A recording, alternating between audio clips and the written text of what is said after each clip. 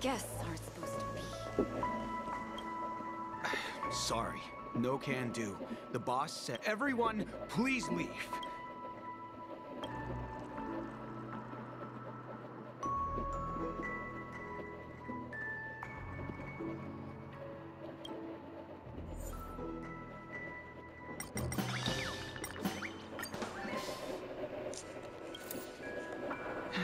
Let me see what time it is now. Whoa, time to clock out. And no.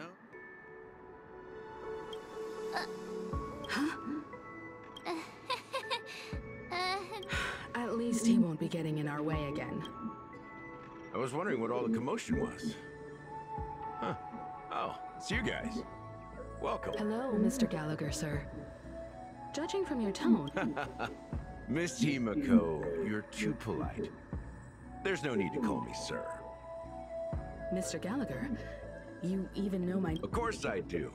You folks are from the legendary Astral Express and honorable guests of the Watchmaker. I had an encounter with this lady in the Golden Hour. I remember that little silver-haired girl was there too. I'm sorry for what happened. This is also the reason why we've come to visit you. The Nameless involved with the family. What? Why? It's nothing. On Penacony, everyone loves the family. No matter how much one resists the beautiful dream, when the time comes, they too will find it hard to let go. Who wants to leave a warm nest? Just idiots, little kids, and inebriated fools. Mr. Gallagher seems to be getting at something. But you got it wrong. I'm not. You want to discuss the case? Sure. Come with me. This is not a good place to talk. Let's go elsewhere.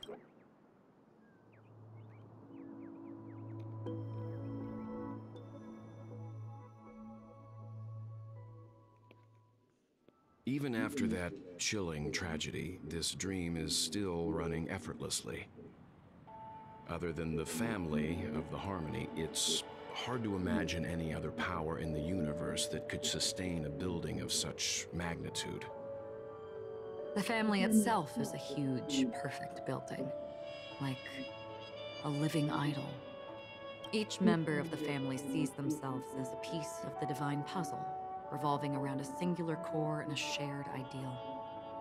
Under their command, they loyally fulfill their roles, offering themselves while also receiving sustenance in return. Interesting analogy. Perhaps that's why Penacony's beautiful dream has persisted for so long.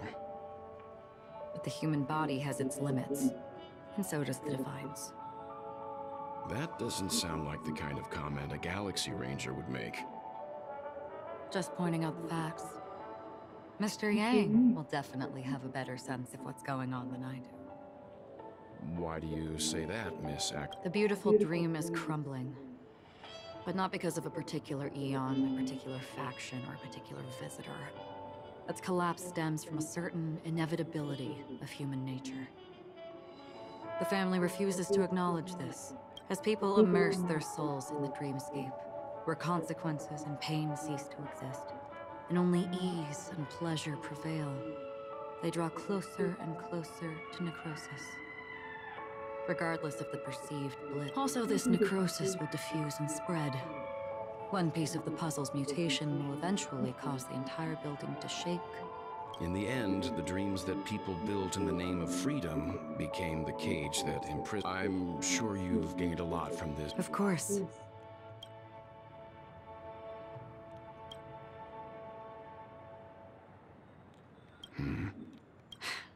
Don't mind me. It's just a habit. Owing to events in the past, I've become easily forgetful. It's only when this sword is unsheathed that those hazy memories start to become clearer. Take your time. That should do it. I vividly remember everything that occurred on Penacony. Ask away. The moment of daybreak. I've heard that's where the Behind the dreamscape's song and dance stand many imagination factories. Workers create all kinds of whimsical works day in and day out in their dreams. Then they return to reality and sleep. They say it will suffice. Experiencing the bizarre and motley dreamscape is the best reward. There I encountered a young woman who had just come of age. The perfect time to indulge in beautiful dreams. Her greatest wish was to one day move to the golden hour and see the magnificent garments she had. For certain reasons, her wish was difficult. Gilded Hour. Yes. It is a fortress-like financial city. Everyone there is exquisitely dressed and always in a hurry. The greatest wish of the local pt3 people. I've never met anyone who was willing to talk. I don't know if they would open the vault door, but before I left, I witnessed a well-dressed pt3 person plummet from the sky, while those around him continued on their way, unfazed. I hear the... Perhaps Mr. Yang has heard. There was a large boat. I ran into a wizened lady there. She was at the dock. In the humid sea breeze, she spoke. Finally, we retreated. The dreamscape of... Then you all must have seen those who are attempting to realize their dreams. Or I saw an Intellitron there, who was prepared. That Intellitron had been off. This time around, there were no... This is what I've seen and heard. Someone once said to me, Penacony wasn't like this a long time ago, nor should it be. I've traveled through the reality and dreamscape of the planet of festivities, watched the tides of night rise and fall when time stopped for people, where the spirits of the rich and impoverished remain forever fixed on their own scales. This is why I think the collapse of the beautiful dream is inevitable. There might be a way to change everything. Perhaps. But if this is indeed the world that people desire, if this is precisely why life chooses to slumber, should we still seek to change it?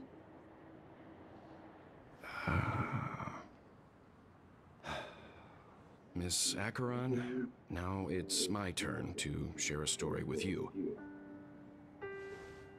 There was a man from my homeland who, at a time when the world was grappling with deep, unhealable pain, made a choice. He wove together the dreams of everyone in the world, linking people's dreamscapes, and shouldered this burden himself.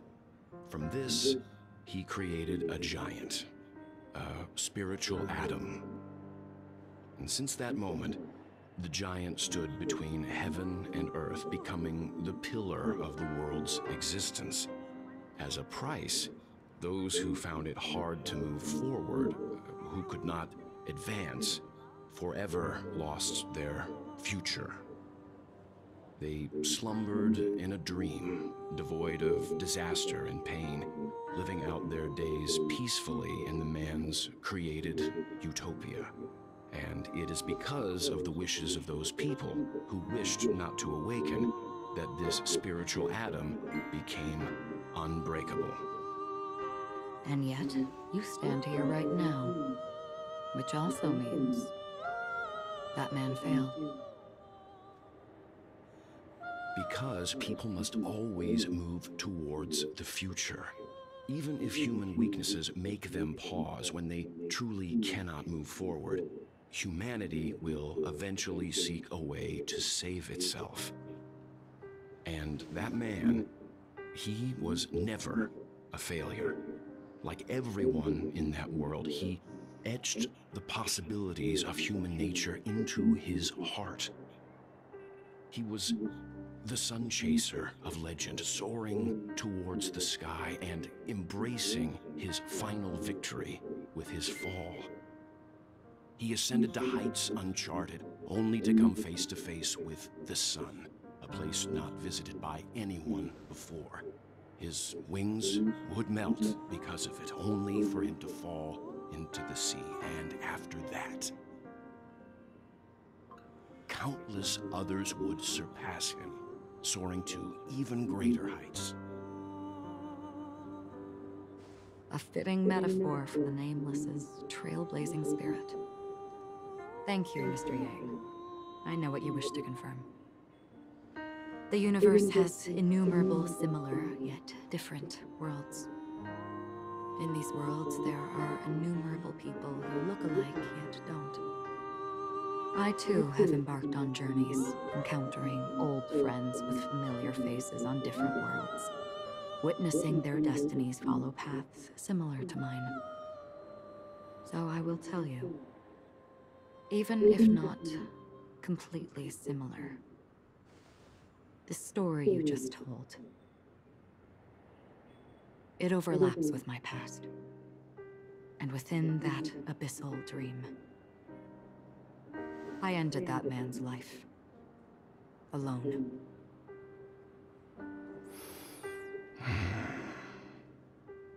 I am not who you think I am. Nor will my home be as fortunate as your world. I am sorry. It's fine. I don't mind, so long as I can alleviate your suspicions. There's something I still wish to know, Miss Acheron. Under that representation of the hunt, exactly what sort of power is it that has motivated your solitary journey thus far? Mr. Yang, before answering that question, I wish to continue the previous topic. I like your analogy very much. Indeed, birds are born to fly. But in a distant past, their ancestors could only gaze at the sky in envy. They saw that faraway ray of light from above the heavens, piercing through the clouds and blanketing the earth. And so, time and time again, generation after generation, the birds spread their wings and took to the sky, attempting to touch its ceiling. Involving solicitation and prostitution. The Sheriff's Office says Kendall Griffin is charged with 10 counts of misdemeanor solicit prostitution. She is 21 years old. We're told she's a government eligibility technician. The Sheriff's Office says this all comes as part of an ongoing solicitation investigation.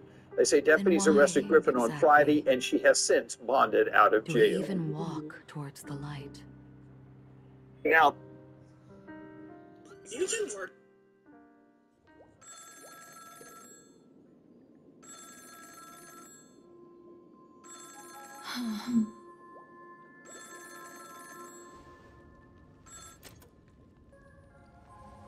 Long time no see.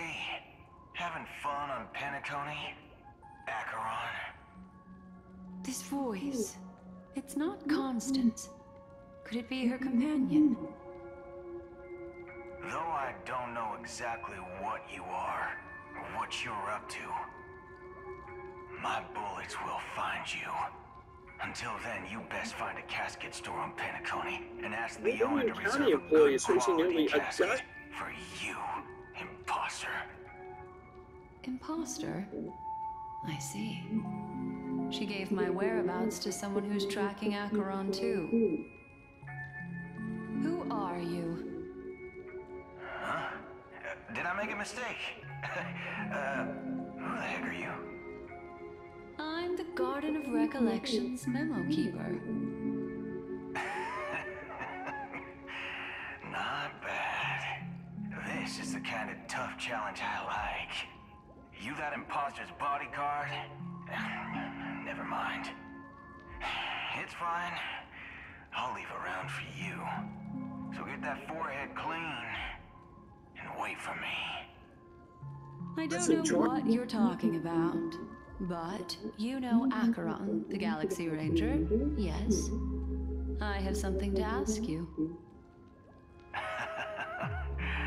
Are you asking me to write your will? Sure. Go ahead. Not quite. I only want to ask, how exactly did she become a Galaxy Ranger?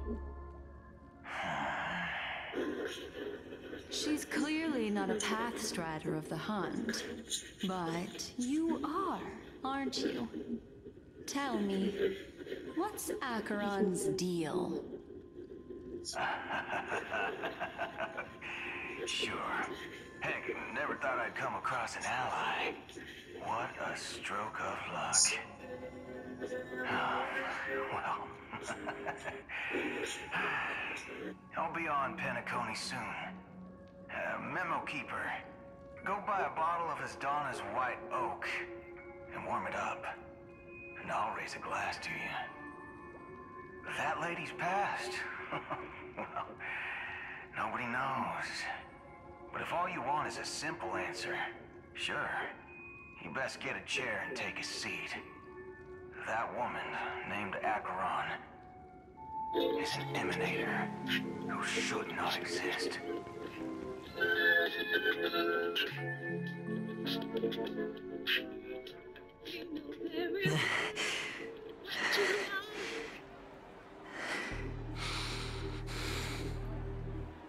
You look pale.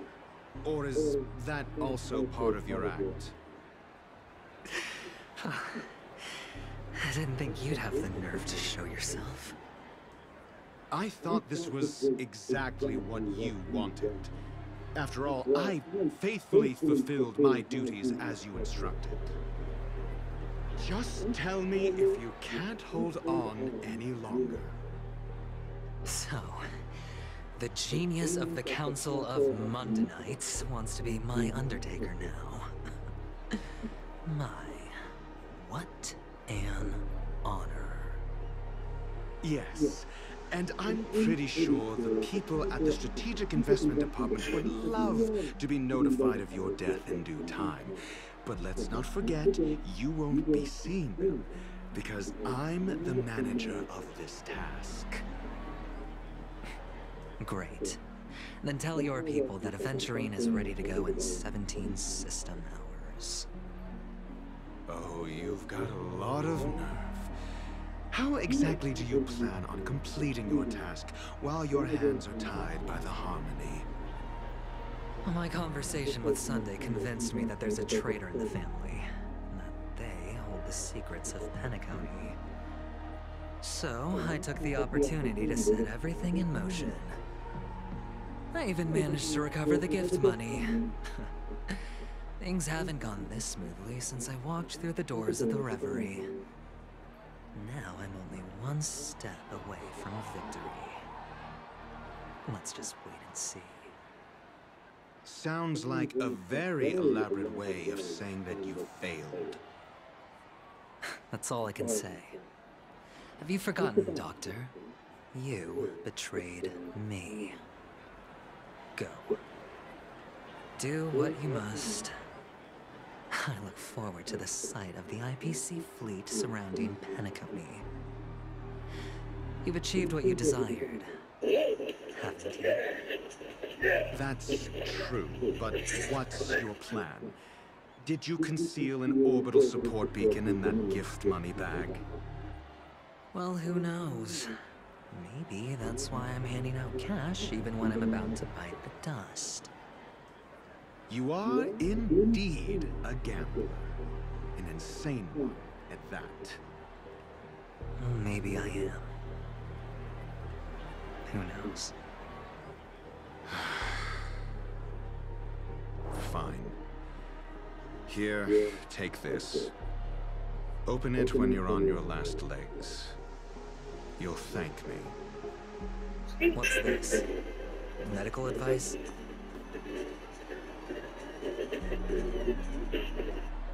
Shell station. You catch on really fast, Doctor. Did you break this too late? Oh, bitch, like I was saying. Asking me to solve a case without giving a single clue. How typical of you, you wing-headed scoundrel. But the way you're all on edge about that stowaway, it's just as I guessed it would be. As for now, let the rain of wealth from the IPC fall evenly on everyone.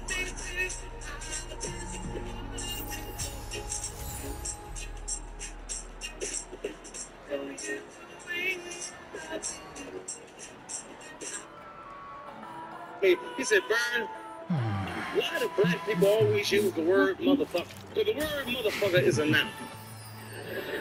It describes a person, place, or thing. You might hear a conversation and it go like this. You seen that motherfucker, Bobby? That motherfucker owe me 35 motherfucking dollars. He told me he gonna pay my motherfucking money last motherfucking week. I ain't seen this motherfucker yet. I'm not gonna chase this motherfucker for my 35 motherfucking dollars. I called the motherfucker 4 motherfucking times, but the motherfucker won't call me back. The dumbest motherfucker in the Bible to me had to be Lot's wife.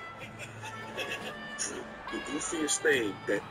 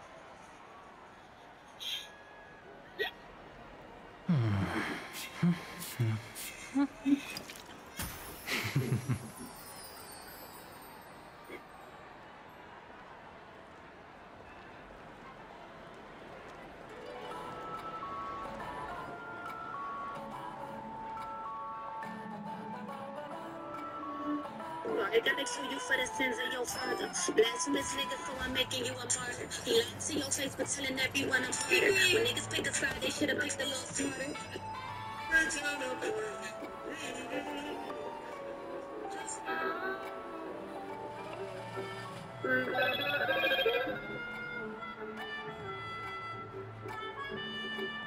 I feel like ASL should be a primary language that's taught in all schools. Kids with disabilities, nonverbals, kids with autism should not feel left out. So please, help me stop communication barriers today. And I'm only deaf kid on both sides of my family. And so like the way it's out, that's wrong. That's why I built my podcast. This is why I do what I do. Thanks for all the support. I